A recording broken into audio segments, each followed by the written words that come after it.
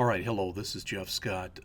Talking to Doug Tabbitt over the last few weeks, he's asked me for kind of an update on where we are with the Microsoft SDL training. So I thought I'd give that right now. This is going to be very short, 5 to 10 minutes long. And I'm also going to present this at probably both the October 23rd and October 30th presentations I give at Data Dimensions. So I took this stuff literally right from the Microsoft SDL site, which is microsoft.com/SDL. And this is what the SDL is about. We've gone through most of the core security training. When you get into the requirements phase, you're establishing security requirements, creating quality gates and bug bars, and talking about security and privacy risk assessment. In the design phase, you go over the establishment of design requirements, analyzing the attack surface, and threat modeling. Under implementation, it's using the approved tools, deprecating unsafe functions, static analysis.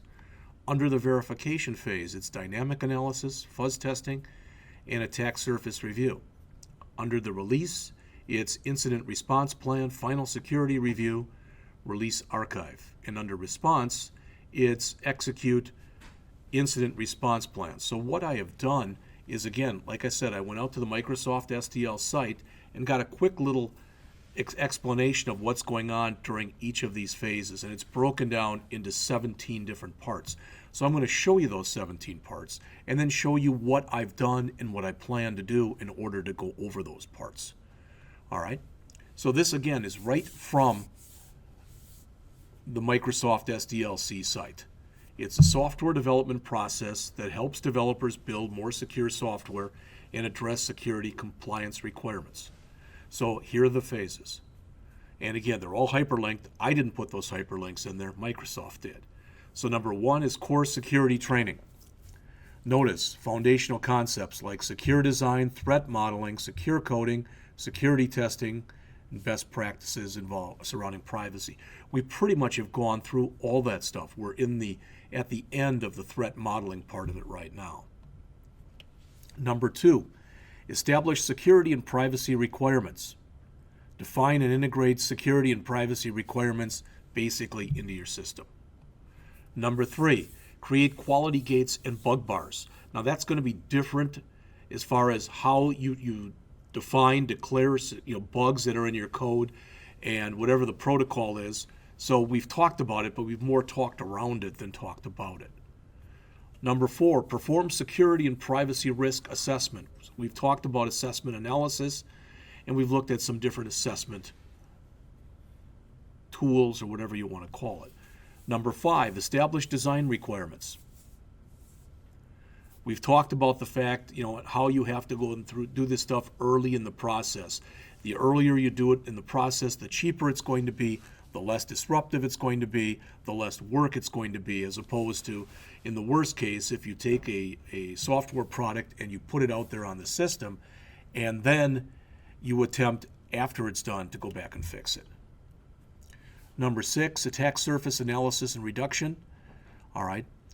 Talk a little bit about this, and we'll get into this a little bit more during one of the lectures, but again, to reduce the opportunities for attackers to exploit a potential weak spot or vulnerability. Number 7, using threat modeling, which is what we're into right now. Okay? Number 8, using approved tools. We've talked about some of those, and we'll continue to talk about those. Today we're going to look at the Microsoft Threat Modeling Tool 2016. Number 9, deprecate unsafe functions. I've already mentioned to you how Microsoft has got a whole list of over 100 functions they no longer allow to be used in their projects. Number 10, perform static analysis. Number 11, perform dynamic analysis. Number 12, fuzz testing, which is what we're going to be going into next. Number 13, attack surface review. Number 14, creating an incident response plan. Some of this stuff is over my head, and it's the kind of thing that someone like Doug would be responsible for. Number 15, conduct your final security review. Number 16, certifying release and archive. And finally, number 17, execute instance response plan. So, again, as I mentioned, this is what it looks like. We've hit on bits and pieces of this. We've gone through the core security training. We've looked at security and privacy risk assessment. We've talked about security requirements. Talked very little bit about things like bug bars, but we've talked about design requirements and where you have to bake security in. We've talked about the attack surface and attack surface reduction. We're in the middle of talking about threat modeling. Under the using approved tools, we're doing that now with the Threat Modeling Tool 2016.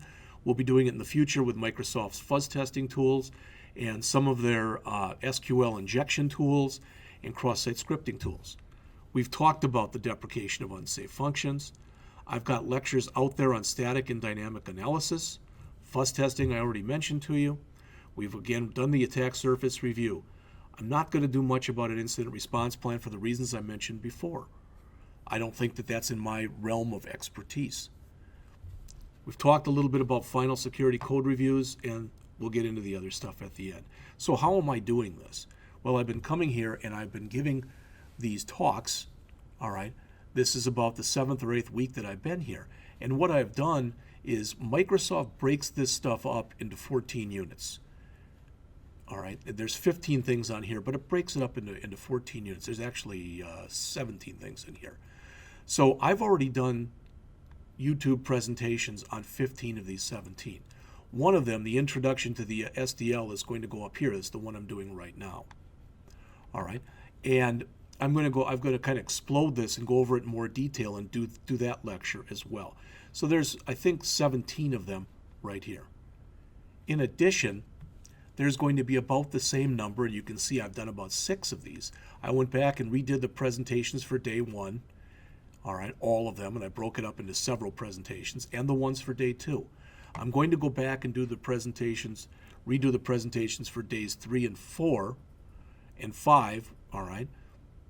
4 is an intro to threat modeling, 5 is threat modeling demo. These will again be different things on the SDL. And what I've got left in the 3 presentations that I'll do after this will be fuzz testing, cross-site scripting, and buffer overflows. All right? So if you wanted more information on this, you can go to my YouTube channel, and you can see where that is right there. So if you go out there, and I will,